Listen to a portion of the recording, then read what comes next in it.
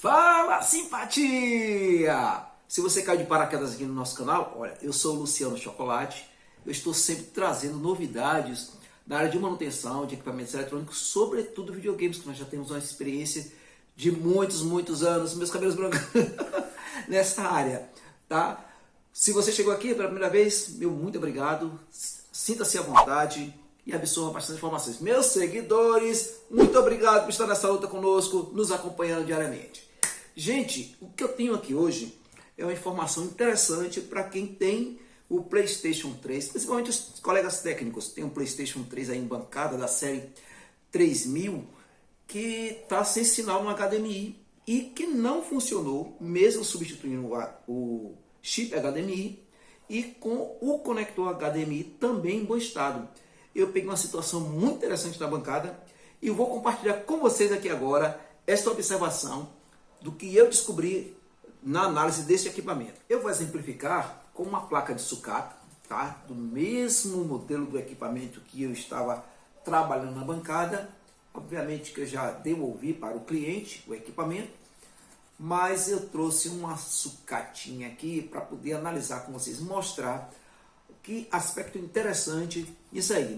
Nesses mais de 20 anos que eu trabalho com videogames, este, curiosamente, foi o primeiro caso que eu peguei de um aparelho PlayStation 3 que estava sem sinal no HDMI, funciona áudio e vídeo normal, todos os outros periféricos funcionam perfeitamente, mas ele não dava sinal em HDMI. Normalmente nós, os técnicos, substituímos o CI Panasonic, né, do fabricante Panasonic, o MN86 47091, que fica aqui nessa posição, tá? Ou então os microindutores, que fazem o acoplamento do sinal do chip até o conector HDMI, que eu também já sucateei daqui, né? Essa plaquinha de sucata, reforçando, é uma placa de sucata. E eu substituí o chip e ele não deu imagem. O interessante é que um dos monitores que eu tenho na minha bancada, ele apareceu uma imagem um pouco avermelhada, um esboço de imagem, né? Uma trama vermelha. E no outro monitor, a tela ficou preta, não deu sinal nenhum. Eu saí verificando as conexões, os pinos, para ver se havia ficado, já que usa solda em pasta, havia ficado algum resíduo provocando um curto-circuito entre os terminais, ou algum terminal ficou com solda fria. Tudo perfeito. A solda perfeita, verifiquei com o microscópio eletrônico, tudo maravilhoso, bem perfeitinho, as trilhas isoladas corretamente. Então passei a analisar esta placa com esse problema e uma coisa interessante que eu descobri, vou mostrar para vocês aqui agora. O controlador HDMI, os pinos 27 e 29, que ficam nessa posição aqui, eles são terminais de comunicação I2C. Um é o SCL, o outro é o SDA. E esses dois terminais estavam apresentando aqui uma baixa resistência em relação ao chassi. Estava dando cerca de 29 ohms, ou 29R, como queiram chamar. E não é comum essa linha de SCA e SDL, que é o barramento de comunicação, dá um volume alto, em torno de 10.000 ohms, ou 10K ohms. O que é que eu fiz? Eu passei a verificar por que essa linha estava apresentando uma baixa impedância. Eu fiz uma espécie de engenharia reversa, né, que nós fomos verificar para onde iriam essas duas trilhas.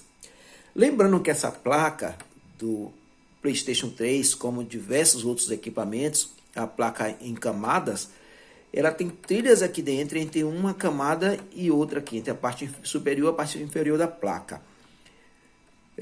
Nós colocamos o multímetro no modo de continuidade, colocamos um dos pontos aqui e viramos a placa. Primeiro passamos em torno aqui dos chips para ver se ele comunicava com algum desses aqui. Não era. E nós passamos a observar o outro lado da placa e verificamos que a partir desses dois pontinhos aqui, que corresponde aos pinos 27 e 29 do controlador HDMI, ele vai diretamente para o Syscom, nesses dois pinos aqui, ó.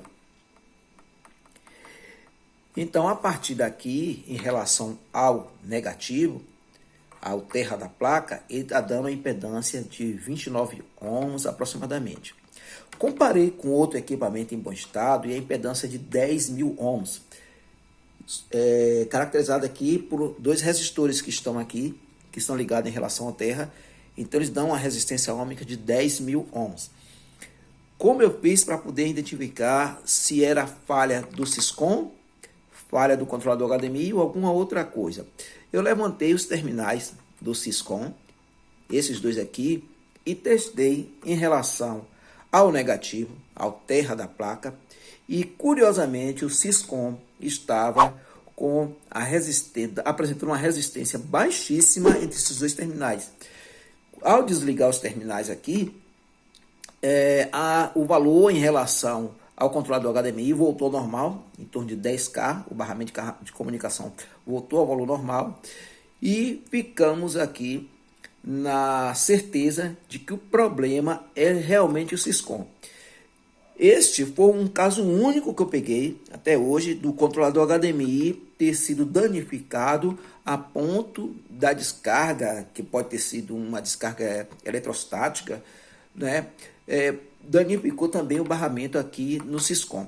O que acontece muito é que, por diversas vezes, os clientes conectam e desconectam o cabo HDMI no conector que ficava aqui com o equipamento ligado. E isso pode provocar uma centelha, né? Pode, por menor que seja o valor da tensão presente aqui, pode sobrecarregar o circuito, já que são componentes, em sua maioria, formados por semicondutor de óxido de metal, o chamado MOS, né? E eles são muito sensíveis à eletricidade estática, o que pode ter provocado o dano no controlador HDMI e, infelizmente, também passou para o Syscom.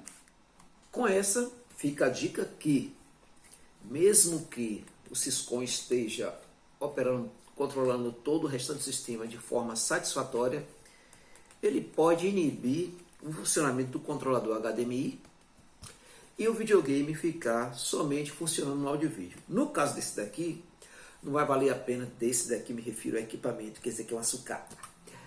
Não valeu a pena fazer reparo, porque o Syscom trabalha em conjunto com os dados gravados da memória, com o processador, e aí não dá para fazer a substituição dele sem fazer também esses outros dois componentes. Como o aparelho continuar funcionando normalmente em áudio e vídeo, nós orientamos ao cliente a utilizar com o sinal de áudio e vídeo. Não vai ter a imagem satisfatória tanto quanto no HDMI, mas ele não vai transformar o videogame dele num peso de papel precocemente, né? Então fica a dica aí. Se você gostou do vídeo, curta, compartilhe, clica aqui para poder seguir a gente aqui no nosso canal, porque estou sempre produzindo novos conteúdos, faço lives com reparação de equipamentos ao vivo, seja de Xbox, Xbox One, Xbox Series, PlayStation 4, PlayStation 3, PlayStation 2, como eu tenho aqui. A gente tem muito PlayStation 2 fazendo manutenção ainda, PlayStation 1, diversos videogames, inclusive equipamentos retrô, nós também fazemos a manutenção, tá? E diariamente estamos fazendo live, tanto na rede vizinha, quanto aqui no YouTube. Não deixa de clicar também em ativar o sininho para receber as notificações dos novos conteúdos que vamos continuar postando por aqui.